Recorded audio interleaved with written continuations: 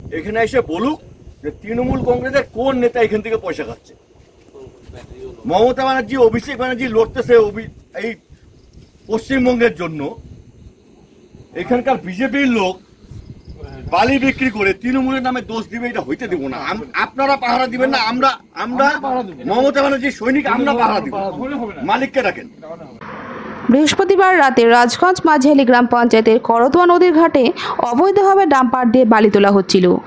সেই খবর পেয়ে ছুটে যান তৃণমূল কংগ্রেসের ব্লক সভাপতি অরিন্দম ব্যানার্জি ও মাঝিয়ালি গ্রাম পঞ্চায়েতের প্রধান তথা তৃণমূল নেতা সুমিত দত্ত।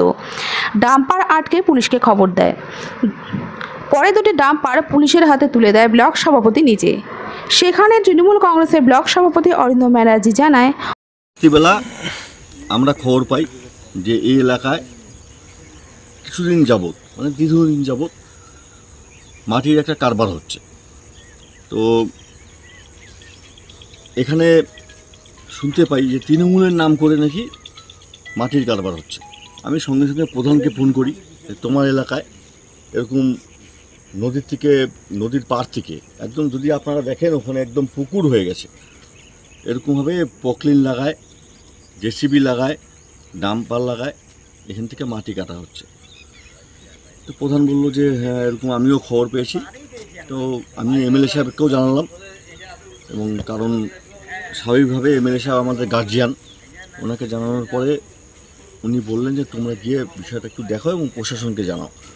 আমি সঙ্গে সঙ্গে আইসি সাহেবকে ফোন করি, তখন রাত্রি 11:30 বাজে। তারপরে মেজবাবুকেও ফোন করি, উনি ফোন ধরেননি। তারপর তপনবাবুকে ফোন করি, তপনবাবু জলপাইগুড়িতে ছিলেন, উনি ছুটে আসেন, এবং আপনারাও সেই সময় ছিলেন। প্রশাসনের সঙ্গে আমাদের একটা তর্ক বিতর্ক হয়। এখন রাত্রি 11:30 আমরা এসেছি, এখন 5:58 বাজে। আমরা তখন থেকেই, এখানকার গ্রামবাসীরা অনেকেই ছিল, আমরা একটাই দাবি দিয়েছি যে আজকে যেইভাবে এখানে নদীকে কাটা হচ্ছে এবং এর সঙ্গে যেই মানুষগুলো জড়িত আছে তাদেরকে উপযুক্ত শাস্তির ব্যবস্থা করা হোক। আমরা প্রথম থেকে দাবি করছিলাম যে যারা এখানে মাটি কাটছে, প্রশাসনের কাছে যদি খবর থাকে, আমরা বলেছিলাম আপনারা খবর দিন, তারা এখানে আসুক। এবং যেই খবরটা সব জায়গায় রটে, তৃণমূল নাকি মাটির ব্যবসা করে, বালির ব্যবসা করে, এখানে আমার প্রধান উপস্থিত, আমি ব্লক সভাপতি উপস্থিত। তো আমরা এখানে কেউ আজ পর্যন্ত জানি না যে এই একটা একদম গোপন জায়গায় এরকমভাবে মাটির ব্যবসা হয়। আগে হয়েছিল, তারপরে একটা আন্দোলন হওয়ার পরে সেটা বন্ধ হয়েছিল, আবার নতুন করে শুরু হয়েছে। তা আমরা নিজেরাই রাত্রি 11:30 থেকে আজকে ভোর 6টা পর্যন্ত এখানে সব কিছু আটকে রেখেছি। 3টা ডাম্পার এখানে ছিল, 2টা আমরা আটকাতে পারিনি, কারণ আমাদের ছোট গাড়ি ছিল। সেই ডাম্পারকে আটকানো আমাদের ছোট গাড়ির পক্ষে সম্ভব ছিল না। যেটা পিছনে ডাম্পার ছিল সেটা আটকেছে, এবং একটা পকলিন সেটাও আটকেছে। তো পুলিশ প্রশাসনের উপরে আমাদের সম্পূর্ণ আস্থা আছে। এখানে তপনবাবু এসেছেন, তপনবাবুও সারারাত্রি ছিলেন।